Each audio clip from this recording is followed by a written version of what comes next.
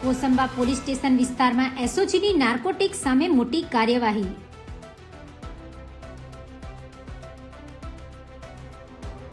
ધામડોદ ગામની હોટલમાંથી પોસ્ટ ડોડાના ભૂકા સાથે એક ઇસમ ઝડપાયો.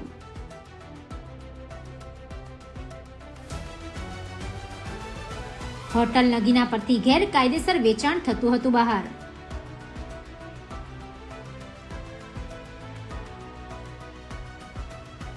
₹2,338 કિલો માદક પદાર્થ સાથે કુલ ₹47,570 નો મુદ્દામાલ કબજે. રાજસ્થાનના આરોપી હડમાનરામ બિશ્નોઈની ધરપકડ.